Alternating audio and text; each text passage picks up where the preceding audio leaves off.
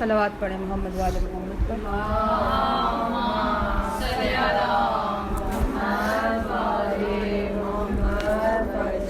السلام علیکم ورحمۃ اللہ. مومنات سے گزارش ہے تھوڑا آگے آ جائے تاکہ پیچھے والوں کو جگہ مل سکے. صلوات.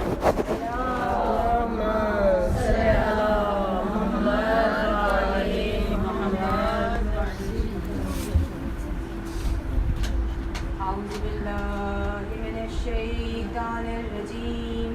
بسم اللہ الرحمن الرحیم. وبہ نستعین وہو خیر المعین. وفوض امری اللہ ان اللہ بصیر بالعباد.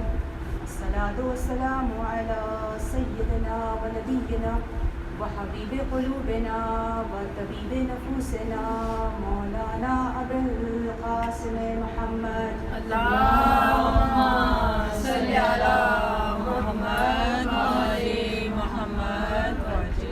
والصلاۃ والسلام علی سید الوصیین امام المتقین امیر المؤمنین علی ابن ابی طالب.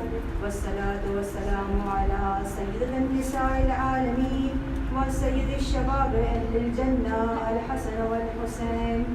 اما بعد فقد قالہ فی کتابہ المبین والفرقان الحمید. انما ولیکم اللہ ورسولہ والذین آمنوا الذین یقیمون الصلاة ویؤتون الزکاة وهم راکعون. تمام حمد اس اللہ کے لیے جس کی مدح تک ہونے والوں کی رسائی ممکن ہے، جس کی نعمتوں کو گننے والے گن نہیں سکتے، نہ کوشش کرنے والے اس کا حق ادا کر سکتے ہیں، نہ بلند پرواز ہمتیں اسے پا سکتی ہیں، نہ عقل و فہم کی گہرائی اس کی تہ تک پہنچ سکتی ہے. اس کے کمال ذات کی کوئی حد معین نہیں اور نہ ہی کوئی توصیفی کلمات ہیں کہ جس کے ذریعے سے اس کی مدح کا حق ادا ہو سکے، اور نہ ہی اس کی ابتدا کے لیے کوئی وقت ہے کہ جسے شمار میں لایا جا سکے، اور نہ ہی اس کی انتہا کی کوئی مدت ہے جو کہیں پر ختم ہو جائے. اس سے اپنی قدرت سے مخلوقات کو پیدا فرمایا، اپنی رحمت سے ہواؤں کو چلایا، تھر تھراتی ہوئی زمین پر پہاڑوں کی میخیں ڈالی. دین کی ابتدا اللہ کی معرفت ہے، کمال معرفت اس کی تصدیق ہے، اور کمال تصدیق توحید ہے، اور توحید کا کمال و تنزیہ اخلاص ہے. شکر گزار ہے اس پروردگار کے کہ اس نے اپنے نبی برحق کے ذریعے سے ہماری رہنمائی فرمائی، اپنی کتاب کے ذریعے سے ہماری ہدایت فرمائی، اور بلا علی کے ذریعے سے ہم پر اپنی نعمتوں کو تمام کیا. اذان من کل آپ کی خدمت میں جس موضوع کو میں نے پیش کیا تھا وہ تھا خلوص. ہم نے کہا تھا کہ عزاداری چونکہ ہمیں پروردگار سے قریب کرتی ہے، لہٰذا ہر وہ چیز جو اللہ رب العزت سے قریب کرے وہ عبادت ہے. عزاداری عبادت ہے. کیوں؟ کیونکہ عزاداری کیا ہے؟ عزاداری یاد کربلا ہے. یاد کربلا فکر کربلا کو جنم دیتی ہے، اور عزاداری تسلسل کربلا ہے. فکر کربلا کے ذریعے سے ہم ان تمام کرداروں کو دوبارہ سے دہراتے ہیں. سید الشہداء کا کردار، بی بی زینب کا کردار، اور جو شہدائے کربلا ہیں ان کی کرداروں کو جب ہم سامنے پیش کرتے ہیں تو ہم ان سے درس لیتے ہیں اور اپنے اندر اپنا تزکیہ کرتے ہیں، اور خود کو بھی ہم ان کمالات سے آراستہ کرتے ہیں، ان صفات کمالیہ سے آراستہ کرتے ہیں. آپ کی خدمت میں پہلے بھی عرض کر چکی ہوں کہ یعنی سب سے پہلا کام جب ہم فرش عذاب پر آ رہے ہیں، ایک مقصد کے آگے دوسرا مقصد ہے. نہائی مقصد اللہ رب العزت کی ذات ہے، لیکن اس سے پہلے یہ کہ ایک مقصد کے آگے دوسرا مقصد ہے. فرش عذاب پہ جب ہم آ رہے ہیں تو سب سے پہلے تو یہ کہ ہم امر بالمعروف کریں، کیونکہ امام حسین نے امر بالمعروف کیا تھا، اسی لیے امام حسین نکلے تھے نا اس قیام کے لیے. اس سے پہلے مقدمہ یہ ہے کہ ہم خود اپنا تزکیہ کریں. پہلے ہم اپنا تزکیہ کریں، ہم خود کو تبدیل کریں، ہم اس قابل ہو جائیں کہ ہم معاشرے میں امر بالمعروف انجام دیں، تو پھر ہم اس میدان میں قدم رکھیں گے. اور آپ کی خدمت میں عرض کیا تھا کہ جب مولا امیر المومنین کا وقت ہوتا ہے اس وقت بہت سارے شہدائے کربلا جو کم سن ہوتے ہیں، ابھی بچے ہوتے ہیں، 10 سال کے، 9 سال کے. خود مولا عباس کی عمر 10 سال کی لگ بھگ ہے جب مولا متقیان کا ظاہری خلافت کا وقت ہوتا ہے، اور پھر 20 سال کے بعد یہ کربلا رونما ہوتی ہے. تو ان 20 سال کے ایام میں لوگوں نے کیا کیا؟ ان ایام میں خود کو تیار کیا اس بڑے معرکے کے لیے، اس میدان کے لیے خود کو تیار کیا، مشق کی، تزکیہ کیا اپنا سب کچھ. یعنی ہمیں بھی اس دور غیبت میں خود کو تیار کرنا ہے. درست؟ تو اب یہ ہے کہ ہم یہ کہتے ہیں کہ یہ فرش عذاب سب سے بڑی درسگاہ ہے. بی زینب نے اسے قائم کیا ہے، 1400 سالوں سے قائم ہے، لیکن ہمیں ویسے نتائج یعنی اتنے سالوں میں امام کی اتنی بڑی غیبت کا طویل عرصہ ہے، 1200 سال سے ہمارے وقت کا امام غیبت میں. ہم یہ کہتے ہیں کہ فرش اعضاء درس ہے ہمارے لیے، اس سے ہم درس لیتے ہیں. بہت بڑا عرصہ ہے، یعنی یہ 1400 سال کا عرصہ ایک اچھا خاصا طویل عرصہ ہے کہ اس عرصے میں ہمیں تیار ہو جانا چاہیے تھا. لیکن کچھ چیزوں کی کمی ہے. اگر عزاداری ہمیں پروردگار سے قریب کر رہی ہے تو عزاداری عبادت ہے، اور عبادت خالصی قبول ہوتی ہے. تو سب سے پہلے تو یہ جو کل آپ کی خدمت میں عرض کیا تھا کہ ہمیں عزاداری میں خلوص پیدا کرنا ہے، عزاداری سے ریاکاری کو نکالنا ہے، عزاداری سے اسراف کو نکالنا ہے. وہ تمام معیارات یعنی کہ جو عزاداری کو فوت کر دیتے ہیں، یعنی مقصد پھر عزاداری نہیں رہے گا، مقصد کچھ اور ہے. مقصد یعنی اپنا دکھاوا ہے، میری مجلس سب سے اچھی ہو جائے، میری مجلس میں فلاح ہو جائے. نہیں جانتے، ابھی سے کچھ 15 سال پہلے کراچی میں جب ہم تھے تو ہم نے وہ عزاداری دیکھی کہ لوگوں کو باقاعدہ ڈنر سیٹس بانٹے جا رہے ہیں، سوٹس بانٹے جا رہے ہیں. الحمدللہ یہاں پہ ہم نے ایسا نہیں دیکھا. یعنی جب معیار اتنا زیادہ بلند کر دیں گے تو کیا ہر حسینی کے گھر میں عزاداری ہو سکتی ہے؟ پھر انڈیا میں ہم نے سنا تھا کہ ایک دفعہ موبائل بانٹے گئے تھے. یہ کیا ہو رہا ہے؟ یہ کیا تحفہ تماشا ہے؟ یہ عزاداری شبیر ہے. بیوی عزاداری شبیر میں آ رہی ہیں، ہماری اور آپ کے دکھاوے میں نہیں آ رہی ہیں، ریاکاری کی مجلس میں نہیں آ رہی ہیں. تو لہٰذا اس عزاداری کو ہمیں خلوص کے ساتھ انجام دینا ہے. اور رسول اللہ کی بس ایک حدیث ہے کہ جس کو رسول اللہ نے اس پورے قصے کو کہ یعنی خلوص کیا چیز ہے، ریاکاری کیا چیز ہے، پورے قصے کو ایک جملے میں بیان کر دیا. حدیث رسول ہے کہ رسول اللہ یہ فرماتے ہیں ہر حقیقت کی ایک علامت ہے، ہر حقیقت کی ایک علامت ہے، اور کوئی شخص بھی حقیقت خلوص تک نہیں پہنچ سکتا جب تک راہ خدا میں انجام دیے گئے اعمال پر تعریف کو ناپسند نہ کر دے. رسول اللہ کہہ رہے ہیں کہ ہر حقیقت کی ایک علامت ہے اور خلوص کی بھی ایک علامت ہے، اور کوئی شخص بھی خلوص تک نہیں پہنچ سکتا جب تک کہ اس نے ایک عمل راہ خدا میں انجام دیا ہے، اس کی تعریف ہوتی ہے، اور وہ شخص اس کو ناپسند کرے تمام کر دوں گا. یعنی ہم اور آپ، ہمارا حال یہ ہے کہ ہم راہ خدا میں وہ عمل انجام نہیں دیتے، مگر یہ کہ ہمیں اس کا تعریف چاہیے. یہاں پہ رسول اللہ کہہ رہے ہیں کہ راہ خدا میں اس عمل کو انجام دے رہا ہے وہ شخص. مخلص کون ہے کہ راہ خدا میں انجام دے رہا ہے اس عمل کو، لیکن تعریف پر ناپسندگی کا اظہار، یعنی دل سے ناپسندگی کا اظہار کر رہا ہے. یعنی ایسا نہیں ہے کہ اگر آپ کی کوئی تعریف کر دے اچھے نہیں کام پہ آپ اس کو غصے سے دیکھنا شروع کر دیں، ایسا نہیں ہے. دل میں اپنے آپ کو حقیر تصور کرے. تو یہ بس آپ کے سامنے تمام کیا خلوص آج دوسرے موضوع کے ساتھ، ہر موضوع دوسرے موضوع سے جڑا ہوا ہے. لیکن جب ہم یہ کہتے ہیں کہ عزاداری عبادت ہے اور عبادت خالصی قبول ہوتی ہے تو ہمیں یہ دیکھنا ہے کہ عبادت میں عزاداری کا مقام کیا ہے. ہم ایک جملہ کہتے ہیں، رسول اللہ کی حدیث ہے مشہور و معروف ہے، افضل العبادات انتظار الفرج.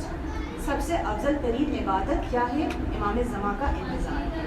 اور انتظار سوائے فعل، آپ بارہا اس بات کو سن چکے ہیں. یعنی انتظار کا مطلب یہ نہیں کہ بیٹھ کر کے انتظار کرنا ہے، بلکہ حرکت کرنی ہے، امام کی ظہور کی تیاری کرنی ہے، اس میں اپنے آپ کو حرکت دینی ہے، امام کی ظہور کی طرف بڑھنا ہے.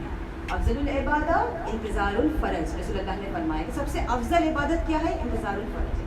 اب آپ بتائیں کہ سب سے بڑا فرش، سب سے بڑا پلیٹ فارم کون سا ہے کہ جہاں سے ناصر امام تیار ہوئے؟ وہ یہی فرش اعضاء ہے. دیکھیے جتنے بھی معصومین ہیں، 14 معصومین میں سے 13 معصومین امام زمان علیہ السلام کے بارے میں فراوان حدیث ہے.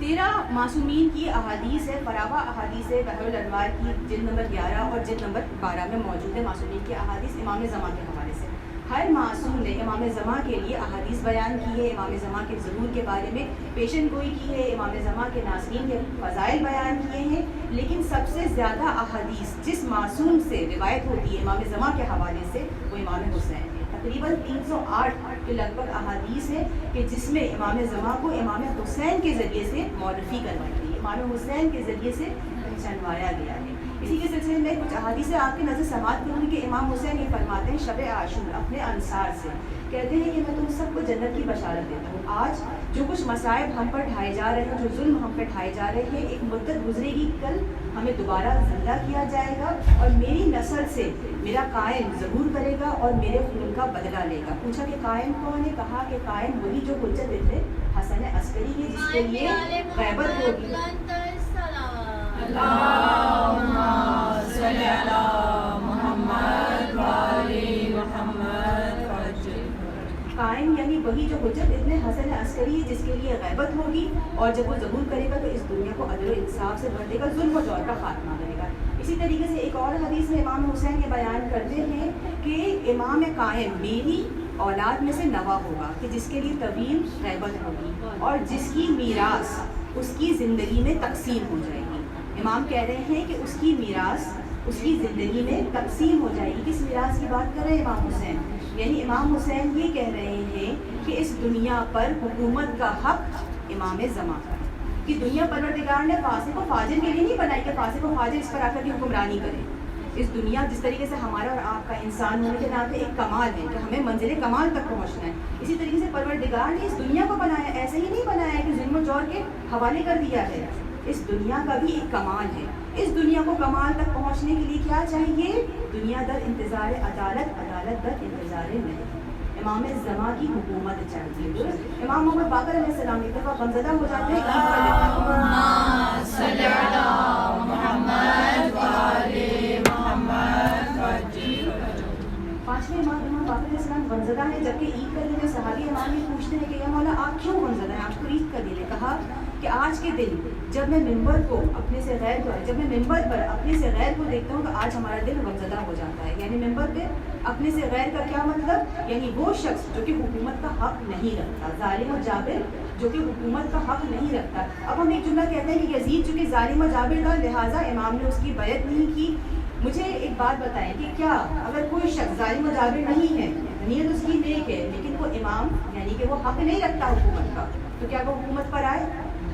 عدل کیا ہے؟ عدل کی ڈیفینیشن یہ ہے کہ ہر چیز کو اس کے قائم مقام پر رکھا جائے. درست. یعنی ہر شخص حکومت کا حق نہیں رکھتا. حکومت کا حق کس کو ہے؟ امام زمان کو. لیکن اگر امام کی غیبت ہے تو اب آپ یہ بتائیں کہ حکومت کا حق کس کا ہے؟ کسی نہ کسی کی تو حکومت میں آنا ہی ہے.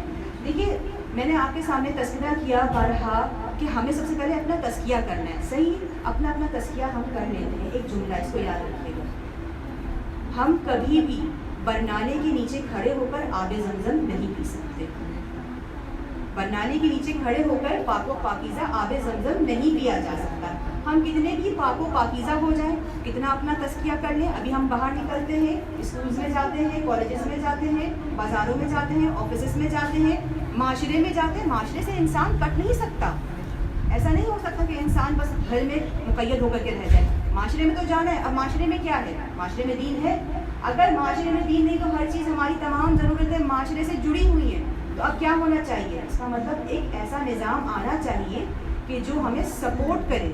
یعنی ہمیں اگر اپنا تزکیہ کرنا ہے تو صرف اکیلے نہیں. کیوں امام حسین 72 کی جماعت لے کر کے کہیں کسی پہاڑ میں وہ خوش ہو جاتے ہیں؟ محمد ابن حنفیہ مشورہ دے رہے ہیں امام حسین کو کہ آپ اپنی جان بچانے کے لیے اس مختصر سی جماعت کو یمن لے کے چلے جائیں, پہاڑوں میں چلے جائیں. مگر امام ایسا نہیں کرتے, امام قیام کرتے ہیں. یعنی ہم فردی طور سے اپنا تزکیہ تو کر رہے ہیں لیکن معاشرے کو فراموش نہیں کر سکتے. اس عنصر کو ہم فراموش نہیں کر سکتے. ایک معاشرے کی تشکیل کے لیے یعنی ایک سسٹم تو ہمیں چاہیے. یہ عقل کہہ رہی کہ ایک سسٹم ہمیں صحیح سسٹم چاہیے. ٹھیک ہے. اب ایک نظام کے لیے ایک معاشرے کے لیے کتنی چیزوں کی ضرورت ہوتی ہے؟ قانون کی ضرورت ہوتی ہے, قانون دان کی ضرورت ہوتی ہے, اور معاشرہ کی جس پہ اس نظام کو نافذ کیا جائے. سو قانون ہمارے پاس موجود ہے, وہ ہے قرآن. قرآن ضابطۂ حیات ہے.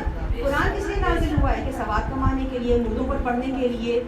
کہ قرآن تو اس دنیا میں نافذ ہونے کے لیے آیا ہے. ثواب کا حاصل کرنا تو ایک اضافی انسینٹو ہے کہ اضافی ہے, ٹھیک ہے, اس سے عمر میں اضافہ ہو رہا ہے, بیماریوں کا تدارک ہو رہا ہے, سب کچھ ہو رہا ہے, لیکن اصل تو قرآن اس دنیا میں نافذ ہونے کے لیے آیا ہے. تو قانون ہمارے پاس موجود ہے قرآن کے ذریعے, اور قانون دان امام زمان بھی موجود ہے. غیبت میں کس لیے؟ کیونکہ یہ تیسرا طبقہ, یہ معاشرہ تیار ہے. جب یہ معاشرہ تیار ہو جائے گا امام کے ظہور کے لیے تو امام بھی آ جائیں گے. تو اب کیا کرنا ہے کہ ہمیں اور آپ کو اپنے معاشرے کو تشکیل دینا ہے کہ معاشرہ اس قابل ہو, معاشرے کی اس قدر ذہن سازی ہو. یعنی دیکھیے کہ یہ مجلس حسین بھی, کیونکہ دیکھیے ہم تشیع جو علی والے ہیں, علی ولی اللہ کا کلمہ پڑھنے والے ہیں, ہماری ہر ابتدا حسینی ہونی چاہیے اور انتہا مہدوی ہونی چاہیے. اب یہ مجلس حسین ہے, عزاداری ہم کر رہے ہیں, ابتدا کیا ہے؟ حسینی, اور اس کی انتہا کیا ہے؟ ظہور امام زمان. امام زمان کے ظہور کے لیے ہمیں ویسا معاشرہ چاہیے. تو معاشرہ میں کس کو کہہ رہی ہے؟ معاشرہ یعنی کم سے کم ہم تشیع. امام نے کیا فرمایا کہ اگر ہمارے شیعہ متحد ہو جاتے تو ہمارا ظہور جلد ہو جاتا. تو اس کس معاشرے کی بات کریں؟ یعنی ہم شیعہ آپس میں تو کم سے کم ایک دوسرے کے ساتھ اسٹرانگلی کنیکٹڈ ہو جائیں. جب ہم آپس میں ایک دوسرے کے ساتھ اسٹرانگلی کنیکٹڈ ہوں گے، اسٹرانگ ہو جائیں گے، تو پھر ہم کسی معاشرے کو، یعنی ہم ایک ایسا معاشرہ تشکیل دیں گے کہ جو اب دنیا کی اصلاح کرے. اس کے لیے ہمیں متحد ہونے کی ضرورت ہے. بہت ساری مثالیں ہیں، جیسے مثلاً آپ بوری جماعت کو لے لیں، بہت اسٹرانگ جماعت ہے.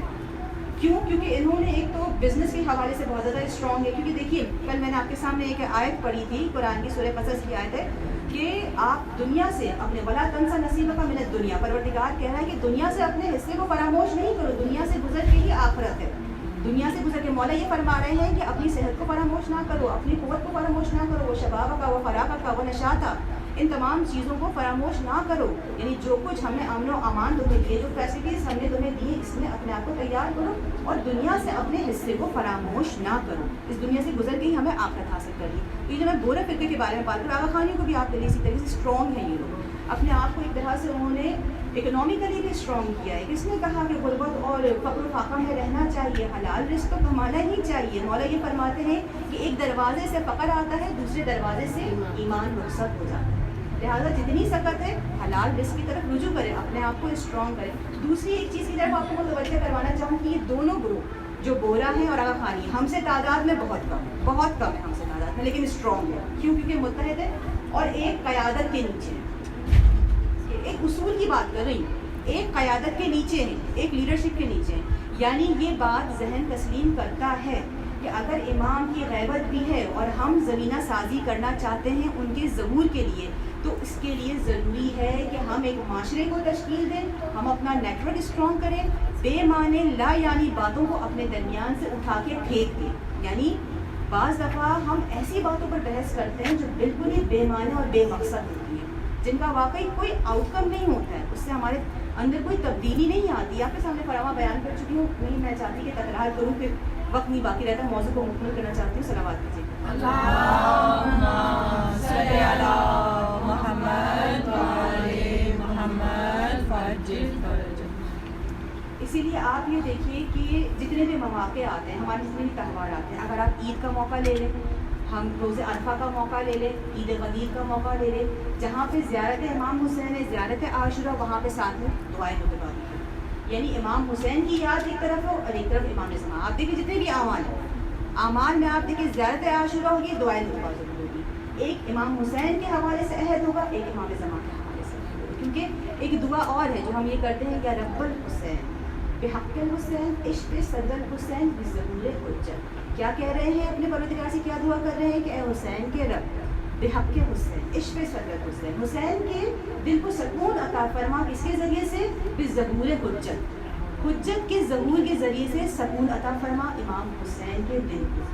یعنی امام حسین کا بہت ہی اسٹرانگ کنیکشن ہے امام زمان کے ساتھ. اس لیے امام زمان کے ظہور کے لیے چند نشانیاں ہیں اور چند شرائط ہیں. چند نشانیاں جو کہ ہمیں اور آپ کو اچھی طرح سے ازبر ہے. مثلاً یہ کہ نفس زکیہ کا قتل ہونا، یعنی یہ حتمی نشانی میں سے یہ ہو کے رہے گا. نفس زکیہ کا قتل ہونا، خروج یمانی یعنی پرچم بلند ہوں گے خراسان سے کالے رنگ کے، جو کہ ہدایت کے پرچم ہوں گے، وہ بلند ہوں گے خراسان سے. خروج یمانی اس کو کہتے ہیں. خروج سفیانی ہوگا، جو کہ سرخ و سفید رنگ کا ہوگا اور اس کا دین عیسائیت ہوگا.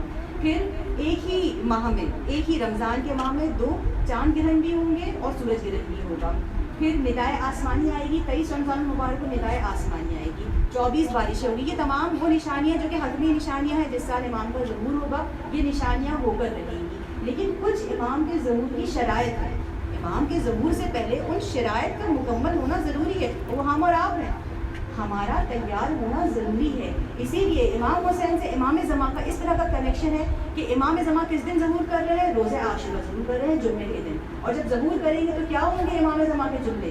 امام زمان فرمائیں گے الا یا اہل العالم انا امام القائم. اے لوگوں سن لو کہ میں ہی امام قائم ہوں. الا یا اہل العالم انا سمسام المنتقم. اے لوگوں سن لو کہ میں ہی وہ تلوار ہوں جو امام حسین کے خون کا بدلہ لے گی. الا یا اہل العالم انی جدی الحسین اتشان قتلوا اتشانی. اے لوگوں سن لو کہ میرے ہی جد حسین ہے کہ جنہیں پیاسا ذبح کر دیا گیا.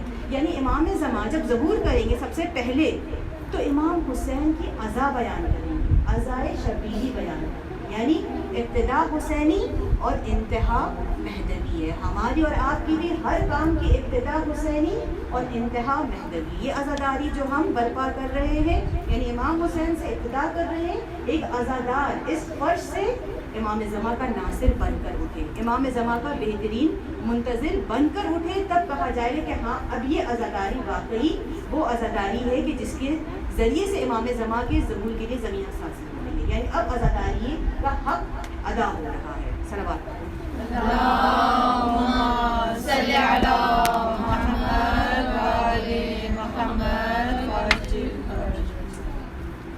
لیکن عزاداری کے لیے جو سب سے پہلی چیز ہے، جو سے پہلے کہ آپ کے لیے بیان، ہر چیز سے پہلے سب سے پہلی چیز کسی بھی کام کے لیے وہ ہے خلوص۔ اگر ہمارے کام میں خلوص نہیں ہوگا تو کسی بھی چیز کا کوئی فائدہ نہیں ہے۔ اسی کے سلسلے میں ایک قصہ آپ کے نظر سماعت کروں گی۔ 11ویں امام حسن عسکری علیہ السلام کا دور امامت صلی اللہ محمد وآل محمد وعجل فرجه۔ امام حسن عسکری علیہ السلام کا دور امامت ہوتا ہے، لوگ ان کے پاس خمس اور تحائف لے کر کے آتے ہیں، تو امام ہر ایک کا خمس ایسے ہی نہیں قبول کرتے، ایک فہرست ہوتی ہے امام کے پاس، اور اس فہرست میں سے جس کے نام لیتے ہیں بس وہی سامنے آتا ہے۔ تو اسحاق قمی جو امام کے صحابی ہوتے ہیں بیان کرتے ہیں کہ ہم بھی وہاں بیٹھے تھے، اپنا ہدیہ اور خمس لے کر کے امام نام لیتے جاتے اور ہم ان کو آ کر کے پیش کرتے جاتے۔ امام کے برابر میں ایک چودھری کے چاند کے جیسا چمکتا ہوا چہرہ ایک بچہ بھی بیٹھا ہوا ہے۔ امام اس سے یہ فرماتے کہ اے نور نظر، یہ لوگ جو اپنی اپنی تھیلیوں میں لے کر کے آئے، ذرا دیکھیے کہ اس میں کیا ہے۔ امام زمان ہوتے ہیں، امام زمان ان تھیلیوں کو کھولے بغیر یہ فرماتے ہیں، مطلب مثلا ایک تھیلی کو جب ان کے سامنے لے کر کے آیا جاتا ہے، امام زمان یہ فرماتے ہیں کہ اس تھیلی میں 200 دینار ہیں، اور ان میں سے 10 دینار ایسے ہیں کہ جن پر سے نشان مٹ چکے ہیں، ان میں سے کچھ ایسے ہیں کہ جو کہ حلال ہیں اور کچھ ایسے ہیں جو حرام ہیں۔ امام حسن عسکری کہتے ہیں کہ نور نظر، اس میں سے حرام کو الگ کر دیجیے اور حلال کو رکھ دیجیے۔ امام زمان اس میں سے حرام کو الگ کر دیتے اور حلال کو رکھ دیتے، یعنی امام کیا چیز قبول کرتے ہیں؟ جو خالص، جو حلال ہے۔ تو اسی طریقے سے ہم اور آپ اپنا معائنہ کریں، اپنا مراقبہ کریں کہ ہم کتنے خالص ہیں، ہمیں امام قبول کریں گے، اپنے دلوں کو جانچیں، دیکھیں کہ ہمارا دل کتنا خالص ہے، امام خالص کو قبول کریں گے۔ اسی طریقے سے عزاداری بھی خالص ہی قبول ہوگی، اور جب عزاداری خالص ہوگی تو اسی عزاداری سے بیداری ہوگی، اسی عزاداری سے امام زمان کا ظہور ہوگا۔ اب یہ ہے کہ گریہ امام حسین کے سلسلے میں دیکھیے کہ گریہ امام حسین کے سلسلے میں کئی آپ کے سامنے میں نے پیش کیا کہ فلسفہ گریہ ہے، یعنی جب ہم عزاداری کر رہے ہیں تو صرف عزاداری کر نہیں رہے ہیں بلکہ اس کو لوگوں کے سامنے پیش کر رہے ہیں۔ اب جو امام حسین پر گریہ کا فلسفہ ہے کہ ہم روتے ہوئے کیوں عزاداری کرتے ہیں، دیکھیے انسان جب روتا ہے تو بیدار ہوتا ہے۔ اس عزاداری امام حسین کے ذریعے سے امام حسین نے قیامت تک کے لیے انسانیت کو بیدار کر دیا۔ کبھی بھی انسان ہنستے ہوئے بیدار نہیں ہوتا ہے، روتے ہوئے بیدار ہوتا ہے۔ امام حسین نے قیامت تک کے لیے اس چیز کا انتظام کر دیا ہے کہ آنکھوں سے گریہ ہو، آنکھوں سے آنسو بہے۔ جب آنکھوں سے آنسو بہتے ہیں تو انسان جاگ جاتا ہے، بیدار ہو جاتا ہے، یا قضا کی منزل آ جاتی ہے۔ ایک دفعہ جب جاگ جاتا ہے تو پھر کہتا ہے کہ اب ظلم و جور سے، کیونکہ کیا امام حسین کو جو مصائب ہوئے اس کے سبب سے گریہ کر رہا ہے، اب کیا ظلم و جور سے نفرت کو اپنے اندر محسوس کرتا ہے۔ ظلم و جور سے جب نفرت کو محسوس کرتا ہے تو اب اس کے اندر ایک پیاس ہے کہ اب میرا امام کہاں ہے، اب اپنے امام کو تلاش کرتا ہے، اب ان کے ظہور کے لیے تیاری شروع کرتا ہے۔ عزیزان من، یہ فرش اعظم بہت بڑی نعمت ہے، پروردگار کا بڑا کرم ہے، اس کا بڑا فضل ہے کہ اس نے ہمیں یہ فرش اعظم عطا کیا۔ دیکھیے جب ہم ایسے الفاظ کہتے ہیں کہ پروردگار کا کرم ہے، اس کا رحم ہے، اس کا فضل ہے، ہر ایک الفاظ علم سارا اصطلاحات میں بند ہے۔ میں نے کہا کہ پروردگار کا کرم ہے، کرم ایک الگ چیز ہے اور فضل ایک الگ چیز ہے۔ کرم یعنی لقد کرمنا بنی آدم، قرآن کی آیت ہے کہ یعنی ہم نے بنی آدم کو شرف دیا، ہم نے اس کو عزت بخشی۔ اس فرش عزاداری کے ذریعے سے ہمیں عزت، ہمیں شرف بخشا اس فرش عزاداری میں۔ کرم ہے پروردگار کا، اور فضل کیا ہے پروردگار کا؟ پروردگار کا فضل وہ ہوتا ہے جو پروردگار بے استحقاق عطا کرتا ہے، یعنی ہمارا حق نہیں تھا، ہم اس قابل نہیں تھے، لیکن اس پروردگار کا فضل ہوا، اس نے ہمیں عطا کیا۔ لہٰذا یہ فرش عزا پر ہم ہیں، یہ پروردگار کا کرم ہے، ہمیں بلند کیا، اس کا فضل ہے، ہم اس قابل نہیں تھے۔ لہٰذا جتنا بھی سجدے میں شکر ادا کریں، اور شکر کس طریقے سے؟ شکر گریہ حسین کے ذریعے۔